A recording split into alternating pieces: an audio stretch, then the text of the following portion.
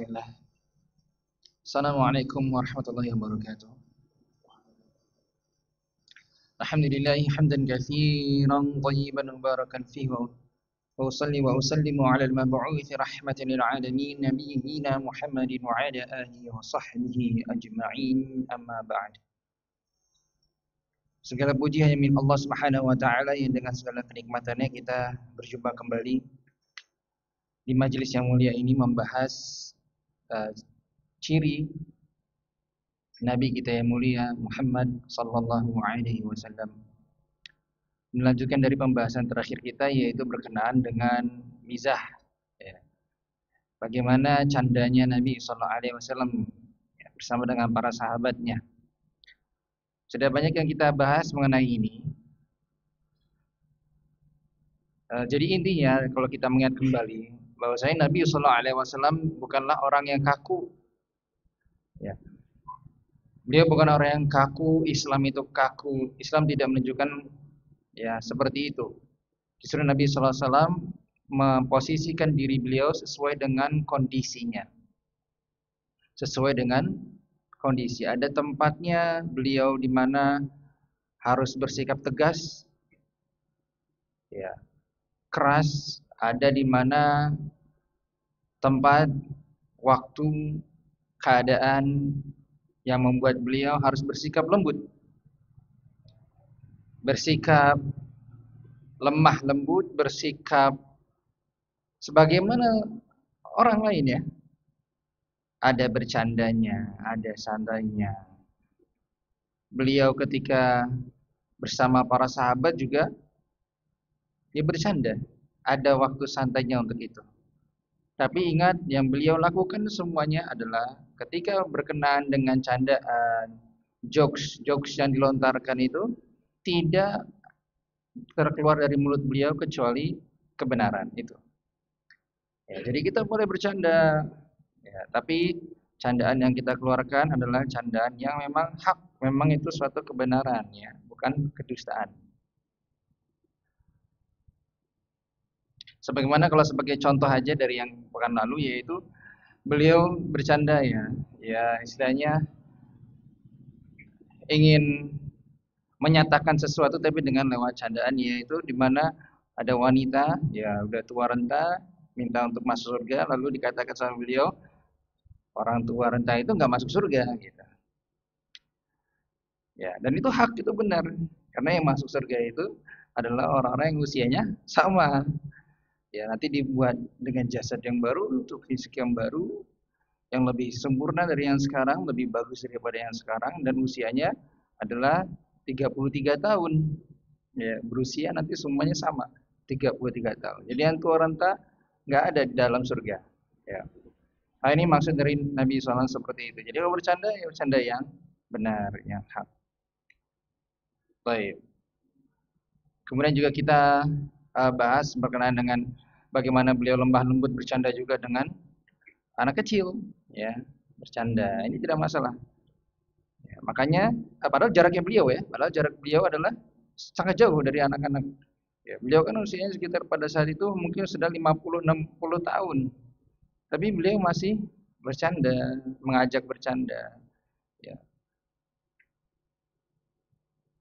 dengan anak kecil. Nah, ini dia. Kita perlu mencontoh ini supaya tidak ada kekakuan dalam persaudaraan dalam Islam.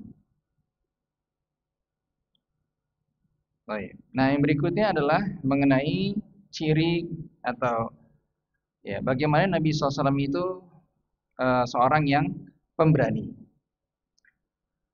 Jadi Nabi SAW orang yang pemberani. Ya, di sini langsung disebutkan sama Syekhuna Syekh Khalid Al-Juhani hafizallahu taala. Beliau mengatakan karena Rasulullah sallallahu alaihi wasallam asja'an nas. Nabi SAW itu orang yang paling enggak kelihatan, ya. Orang yang paling berani. Itulah Nabi sallallahu alaihi wasallam. Orang yang paling berani. Beliau kalau bertempur bukan di belakang. Masuk medan perang, biasanya kalau pemimpin di mana? Kita mikirnya, pemimpin di belakang dong. Pasukan maju dulu, biar mati dulu, pemimpinnya belakangan. Tapi Nabi SAW enggak gitu. Nah, ini perbedaannya. Beliau yang paling depan, paling terdepan, ya di garis terdepan. Ini Nabi SAW, ya, pemberani. Jadi memang gitu, sosok pemimpin itu pemberani salah satunya.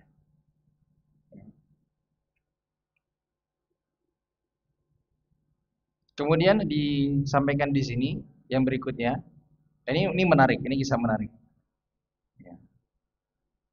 Hadis ini diriwayatkan dari Anas bin Malik dari sahabat Anas bin Malik yang diriwayatkan oleh Imam Bukhari dan Imam Muslim dalam kitab sahih mereka. Ya. Di sini menceritakan tentang kejadian suatu peristiwa. Baik kita lihat ya. Baik kita simak baik-baik. Walaqad fazi'a ahlul Madinah fantalaqa nasun qibala saud. Suatu malam, ya, pada suatu malam penduduk kota Madinah merasa ketakutan saat mendengar suara. Ya, dikagetkan dengan adanya suara. Jadi malam hari tiba-tiba ada suara yang begitu keras yang membuat mereka ketakutan. Ada apa ini? Ya. Fatalaqahum Rasulullah sallallahu alaihi wasallam raji'an. Sehingga orang-orang keluar, ya. Sehingga orang-orang itu keluar mendatangi arah suara itu berasal. Jadi orang-orang sudah keluar, melihat, oh ini ada suara apa nih? Dicek, ya, dicek. Khawatir ada apa-apa, ada yang mau nyerang atau bagaimana. Biasa kalau musuh kan menyerang di malam hari ketika orang-orang tertidur lelap. Makanya dengar suara itu, suara apa nih? Makanya penduduk kota Madinah langsung di antara mereka ingin mengecek. Sehingga mereka keluar mendatangi arah suara itu berasal. Di tengah jalan, fatalaqahum Rasulullah sallallahu alaihi wasallam raji'an. Di tengah jalan ternyata mereka bertemu Rasulullah sallallahu alaihi wasallam dari arah yang berlawanan. Bisa tergambar sekarang? Ya. Mereka mau keluar nih ngecek, terus ketemu Rasulullah dari arah berlawanan. Loh. Baik. Wa qad sabaqahum ila sauti. Ternyata rupanya beliau sallallahu alaihi wasallam telah mendahului mereka ke tempat suara itu berasal. Ya. Sampai sini kita stop dulu. Berarti maksudnya apa Pak dari sini? Kira-kira.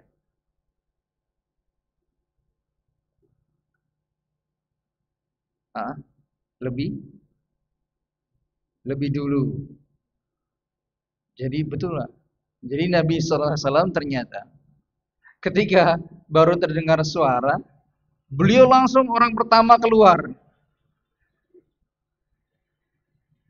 Langsung keluar mendatangi arah suara itu berasal. Ya, mendahului orang-orang. Ini menunjukkan betapa beraninya Nabi sallallahu alaihi wasallam dibanding dengan orang lain. Ya. Ini menunjukkan kepemimpinan beliau. Sebagai seorang pemimpin, beliau yang menjaga kota itu. Orang pertama keluar. Bukan nyuruh orang, nyuruh ajudannya bukan. Oh, tolong dicek ada apa itu. Ya. Beliau sendiri yang datangin arah suara itu berasal. Mana ini? Ada apa ini? Ya. Dari sini sudah cukup menunjukkan betapa beraninya Nabi sallallahu alaihi wasallam. Malam-malam loh. Di zaman itu, bayangin, di zaman itu, Pak. Kalau sekarang mah udah enak. Ada GPS, bisa lihat Google Maps ada kejadian apa nih. Wah, cuma itu berita apa di keluar. Atau bawa senter-senter yang harganya jutaan itu yang langsung terang banget itu. Jadi cahayanya luar biasa. Enggak ada zaman dulu. Ya. Gelap gulita. Penerangannya cuma dari langit, bintang-bintang, gimana ceritanya. Allah alam. Wa huwa ala faras li Abi Talha urin. Nah, fi unukihi sayf. Kemudian kita lanjutkan. Beliau saat itu menunggangi kuda pinjaman dari Abu Talha. Jadi beliau di situ perhatikan ya, minjam itu kuda yang beliau tunggangi itu adalah pinjaman dari Abu Talha. Ya. Sambil memanggul pedang. Sambil memanggul pedang. Lihat betapa beraninya Nabi SAW. Dia langsung siap siaga. Orang biasanya ada yang berani tapi nekat, ya kan? Bos gak bawa apa-apa udah, pokoknya cek dulu deh gitu. Enggak. Tapi Nabi SAW siap siaga. Berani tapi juga cerdas. Persiapan. Buktinya apa? Nabi SAW bawa pedang itu. Udah siap mau debas nih, kalau ada musuh ada apa? Beliau sudah berada di depan menghalangi musuh datang. Ya. Siap perang. Itu Nabi SAW. Mungkin kalau kita mungkin nggak seperti itu, kita nggak ada peperangan di sini ya, alhamdulillah. Anak negara kita, alhamdulillah Allah berikan keamanan. Tapi coba bayangkan maling aja gitu. Bisa nggak kita meyakini 100% nggak bakal kemalingan di rumah kita, nggak bakal dirampok gitu? Bisa nggak Pak? Nggak bisa. Nggak ada, kita nggak bisa meyakini itu. Suatu saat bisa saja terjadi. Apa persiapan kita? Nah itu. Di rumah mudah dijebol atau bagaimana? Apa persiapan kita untuk menghalangi itu, untuk melawan itu? Telepon polisi. Kalau di luar negeri ada ya 911. 911 call. Tapi kalau di sini nggak ada. Di sini ada nggak Pak kayak gitu? Nggak ada kayaknya. Paling teriak maling maling gitu. Ya. Apa persiapan kita? Ya minimal kita sudah siap apa senjata yang kita punya. Misalkan yang bukan maksudnya pistol ya. Tapi maksudnya kita apa bisa kita pakai? Oh misalkan apa pemukul kasti misalkan. Oke siap nih, udah siap nih memukul baseball itu, baseball bat yang gede itu buat mukul main kasti itu dan baseball. Nah mungkin itu sedia di rumah dari besi itu. Datang-datang maling tinggal getuk pukul itu. Boleh, boleh. Nggak apa-apa, itu kita menjaga harta kita, disyariatkan kita. Atau apa misalkan, ya, yang bisa melumpuhkan, tapi tidak sampai mungkin kita mencederai kalau memang tidak separah itu. Bisa kita cegah dengan pemukul itu, mungkin benda tumpul itu mungkin sudah cukup. Nah itu persiapan namanya. Ya. Mungkin sekarang ada stun gun. Nah bisa juga itu, pakai stun gun, setrum ya atau yang lainnya. Jadi sudah ada siap siaga gitu. Nah ketika itu Nabi SAW kemudian mengatakan kepada mereka penduduk kota Madinah yang saat itu sedang mau mencek suara itu, maka beliau mengatakan lam tura'u lam tura'u lam tura'u lam tura'u. Apa kata Nabi SAW? Jangan takut, jangan takut. Artinya apa? Nggak ada apa-apa, udah tenang, nggak ada apa-apa. Beliau menenangkan mereka, kasih kabar kalau emang nggak ada apa-apa. Kemudian Anas bin Malik mengatakan ini agak terpisah. Anas bin Malik mengatakan tambahan informasi wajadnahu bahran. Lalu Anas bin Malik saat itu berkomentar, kami baru tahu kuda yang ditunggangi Nabi SAW itu kudanya, ya kuda milik Abu Talha itu larinya sekencang itu, bagai ombak menggulung lautan. Jadi ombak itu cepat. Begitu juga dengan kuda yang baru tahu, karena kudanya ini terkenal apa? Lambat. Nggak secepat itu. Mereka tahu karena ya ini kan penduduk kota Madinah ya. Saling ketemu tahu ini kuda ini bukan kuda yang secepat itu. Makanya Anas bin Malik berkomentar tambahan dalam hadis ini. Kita baru tahu kuda itu lari kenceng ya. Setelah ditunggangi Nabi SAW. Ini ada mungkin ya bisa kita tambahkan ini spesial gitu. Ketika ditunggangi Nabi SAW, larinya langsung cepat. Ya. Padahal dikenal kuda ini kuda yang lambat. Nah, jadi ini tambahan informasi saja. Baik, dari sini sudah cukup kita melihat betapa beraninya Nabi Sallallahu Alaihi Wasallam dibandingkan mereka. Ya, ini adalah sosok seorang pemimpin. Ini bagus kita tiru, terutama pemimpin keluarga. Pemimpin keluarga juga harus seperti ini, punya keberanian melindungi keluarganya, siap siaga. Sebagai anak bisa. Sebagai orang tua, kita sebagai orang tua yang sudah menikah, sudah punya anak, kita juga lindungi keluarga. Anak, kita sebagai anak kita lindungi orang tua kita. Orang tua kita dihina orang lain, kita bela. Kita dudukkan permasalahannya. Kita nasihati orang. Kita berani berkomentar, kita berani berbicara. Berani menghadapi orang-orang yang menghina orang tua, terutama ibu.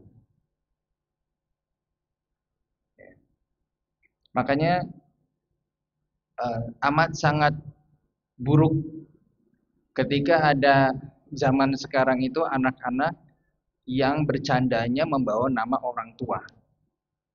Na'udzubillah min dzalik.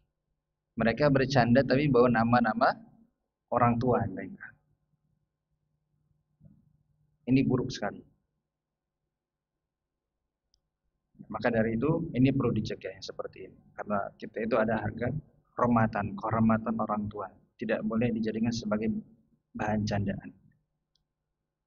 Baik.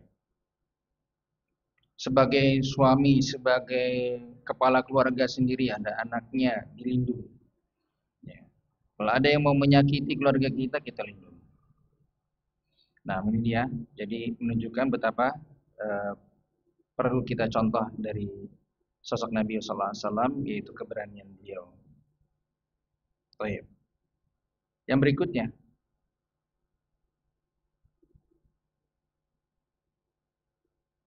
nah setelah membahas itu, kita masuk pada pembahasan mengenai apa ya namanya, pakaian Nabi Sallallahu Alaihi Wasallam. Jadi bagaimana sih, ya, pakaian yang dikenakan Rasulullah Sallallahu Alaihi Wasallam. Baik. Ini mungkin nggak bisa 100% kita bayangkan ya. Tapi saya coba hadirkan nanti ada gambar-gambar yang bisa membantu lah insya Allah. Kalau nggak bisa ya sudah kita cerna saja. Kalau kita bayangkan sendiri seperti apa. Ya.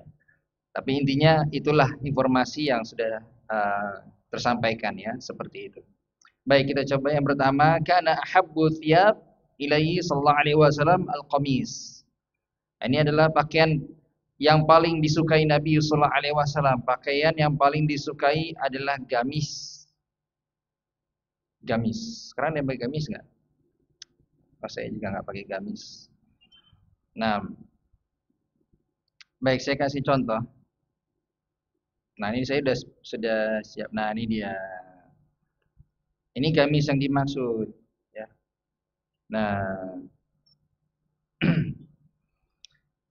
jadi gamis itu pakaian yang ada dua tangannya seperti itu ya, kedua tangannya, kemudian arah masuk keluarnya satu arah dari bawah.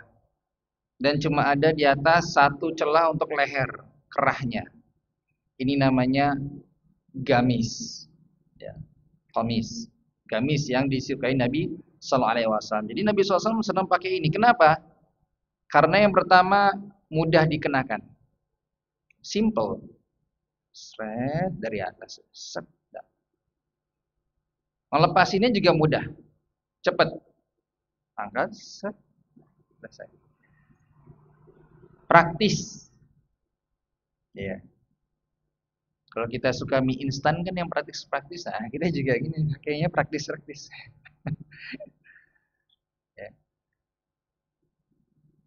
Nah, kok ini modelnya berbeda. Tentu apakah sama kayak gini di zaman Nabi SAW? Ya enggak gitu. Ini kan model sekarang ya. Ini model sekarang. Model sekarang seperti ini pakai resleting gitu, set gitu ya. Ada yang masih pakai kancing, ya bebas. Tapi intinya jenisnya seperti ini. Yang disukai, pakaian disukai Nabi SAW. Kemudian juga geraknya lebih mudah, fleksibel. Mau gerak apa itu enak. Mau gimana, mau loncat jauh, mau lari, nggak masalah, nggak ada masalah, enak. Ya. Jadi ini yang dikenakan Nabi SAW. Dan ini pakaian yang dikenakan orang Arab masa itu. Ya. Ini pakaian yang dikenakan kebiasaan dari orang Arab. Ya. Lalu apakah pertanyaannya apakah mengenakan pakaian ini termasuk sunnah? Nah gitu. Mas kalau gitu itu kita harus pakai itu, kita harus pakai itu gitu. Kemana-mana gitu. Jawabannya hmm, harus nggak? Nggak harus. Kok wajahnya kayak bengong-bengong gini? Harus nggak mas?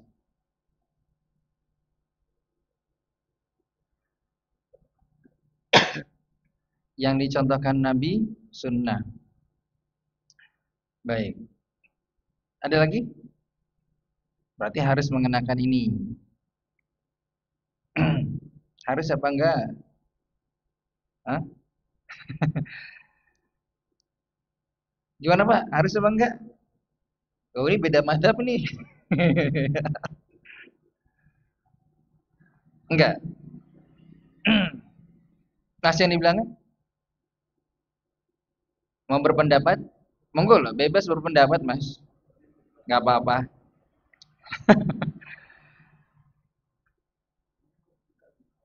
Tidak. Baik. Ya, pertanyaannya yang kita awali dulu tadi adalah apakah ini sunnah? Ya, jawabannya bukan. Ini bukan sunnah Nabi SAW. Ya memang kalau kita seperti tadi yang disampaikan, ya kalau yang dicontohkan Nabi ya itu sunnah, betul. Itu betul sekali, tidak salah. Sunnah dalam artian adalah itu yang di kehidupan Nabi SAW. Beliau mengenakan itu dalam kehidupan beliau. Ya. Tetapi kalau sunnah yang dimaksud adalah kita perlu mencontoh atau tidak, maka jawabannya tidak. Tidak harus. Bisa dipahami ya? Tidak harus. Kenapa? Karena pakaian inilah pakaian kebiasaan orang Arab. Bisa dipahami ya? Para ulama sepakat bahwasanya seorang itu mengenakan pakaian penduduknya, di mana dia tinggal, pakaian adatnya, kebiasaannya seperti itu, kenakan itu.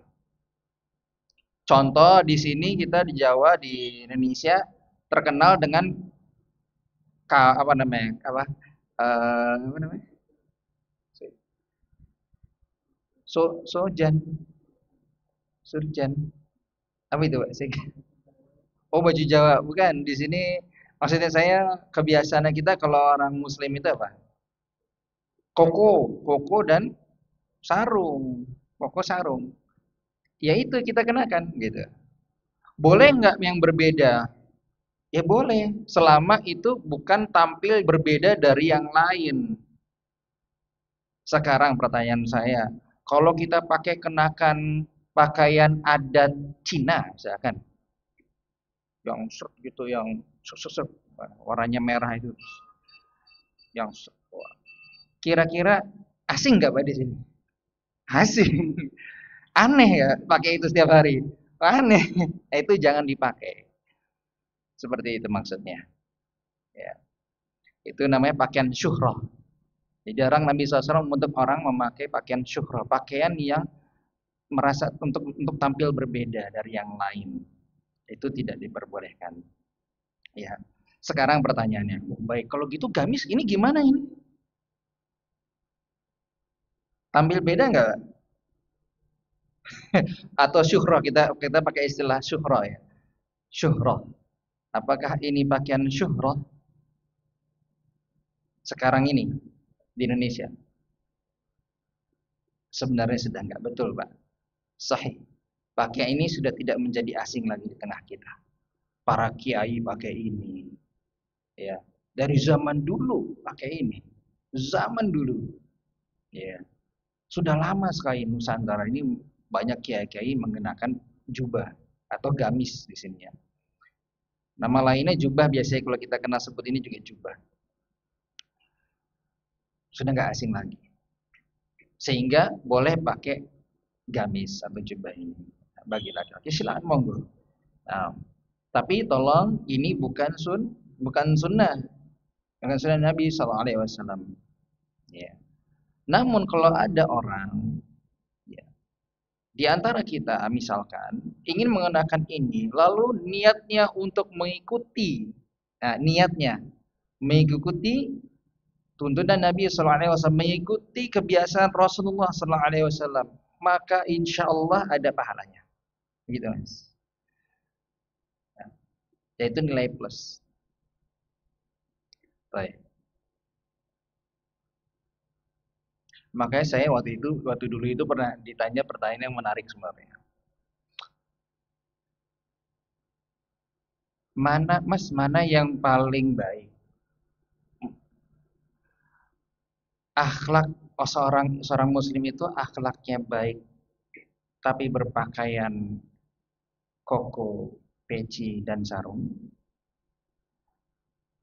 atau pakai gamis tapi akhlaknya buruk? Pertanyaan yang menarik bagi saya. Kenapa harus begitu pertanyaannya? Saya menarik itu. Kalau orang pakai gamis seharusnya akhlaknya baik. Orang akhlak baik dia pakai gamis, pakai sarung, peci apapun ya tetapnya seperti itu begitu gitu. Kenapa pertanyaannya begitu gitu muncul? Mungkin karena ada kejadian di kehidupan beliau. Oh ya, nah itu pertanyaan menariknya. Intinya adalah pakaian itu tidak menunjukkan akhlak seseorang. Ya. Akhlak itu tampil dari mau pakai baju apapun selama halal. Nggak ada larangan dalam syariat. Ya. Mau pakai kemeja, pakai jas, ya. Pakai topi. Saya nggak bawa topinya. Topi, topi ini cap itu boleh saja silahkan. Nggak ada masalah. Ya. Selama itu halal, selama itu diperbolehkan dalam syariat, tidak masalah. Akhlak itu adalah tubuh kita sendiri, diri kita sendiri ini berakhlak. Dimanapun kita berada, mau pakaian apapun, ya, selama kita memiliki, ya, atau melaksanakan adab-adab Islam, memunculkan secara langsung akhlak yang mulia, tercermin akhlak yang mulia itu. Ya. Percuma pakai jubah, pakai sorban, pakai ini, tapi ternyata berbuat syirik sama Allah. Percuma. Akhlak buruk, paling buruk itu akhlaknya. Ya, menyekutukan Allah Subhanahu wa taala. Mau dia pakai tasbih sekalian gini, berzikir 1000 kali, 100 juta kali, tapi ujung-ujungnya menyekutukan Allah. Ya tentunya ini akhlaknya buruk. Ini bukan arah yang baik. Nah, itu.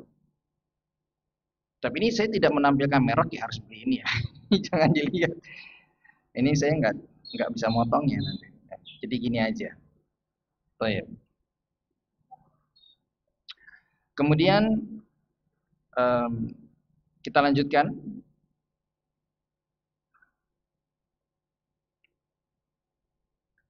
Wa kana kummu qamisi sallallahu alaihi wasallam ila ruzghi. Pakaian lengan baju, panjang lengan baju Nabi sallallahu alaihi wasallam sampai pergelangan tangan. Ah, kayak gini. Nah, sampai pergelangan tangan. Pas nih. Saya sudah mencontoh. Alhamdulillah. Nah, seperti itu ya. Sama tadi yang digambar juga gitu ya. Yang di foto juga gitu nih, tuh sampai pergelangan tangan. Baik. Kemudian ciri yang berikutnya adalah wa kana qamisuhu sallallahu alaihi wasallam li mutlaqal azrar. Jadi kerah gamis Nabi sallallahu alaihi wasallam, kerahnya itu terbuka, tidak dikancing. Tadi ya kerahnya ya, bagian kerahnya itu ya. Nah ini kerahnya, ini enggak dikancing. Oh mana? Maaf. Nah, bagian atas. Nah, ini enggak dikancing. Jadi longgar, los gitu, kebuka gitu. Kebuka. Sampai-sampai dalam riwayat itu ada sahabat Qurrah namanya, radhiyallahu anhu, memasukkan tangannya, bisa memasukkan tangannya untuk menyentuh khatabun Nabi, apa namanya? Stempel kenabian di pundak Rasulullah SAW. Sampai bisa masuk tangannya, menyentuh. Berarti kan longgar. Jadi kalau kita buka kancingnya ya longgar gitu ya kerahnya Nabi SAW. Ini sebagian orang keliru menganggapnya sebagai sunnah. Oh berarti sunnahnya kerahnya jangan dikancing, dibuka supaya kelihatan lebar gitu. Ya, ini sebagian orang beranggapan begitu, dianggap itu sunnahnya. Syekh Abdul Razak, ya Syekh Abdul Razak bin Abdul Muhsin Al-Labbad Al-Badar, dalam kitab beliau menyampaikan bahwasanya itu bukan sunnah. Karena bisa jadi yang seperti itu dikarenakan Nabi Sallallahu Alaihi Wasallam pada saat itu merasa panas, suhu panas ya, karena gerah, akhirnya dibuka kancingnya, sehingga kalau apa namanya kerahnya itu longgar. Ya, itu salah satu alasan. Dan bisa ada beberapa alasan yang lain. Ya, jadi itu bukan dikatakan sebagai sunnahnya berarti kerahnya dibuka, tidak demikian. Baik.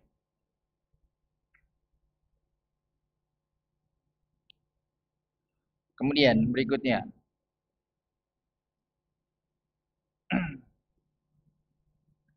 wa kana sallallahu alaihi wasallam yatawashshahu bi thawbin qitri. Nabi sallallahu alaihi wasallam mengenakan pakaian ya, pakaian qitri. Jadi pakaian yang bercorak ya di atas pundak beliau, seperti itu kurang lebihnya. Dua pundak beliau. Ada kain gitu, terus beliau kenakan di atasnya, kemudian itu namanya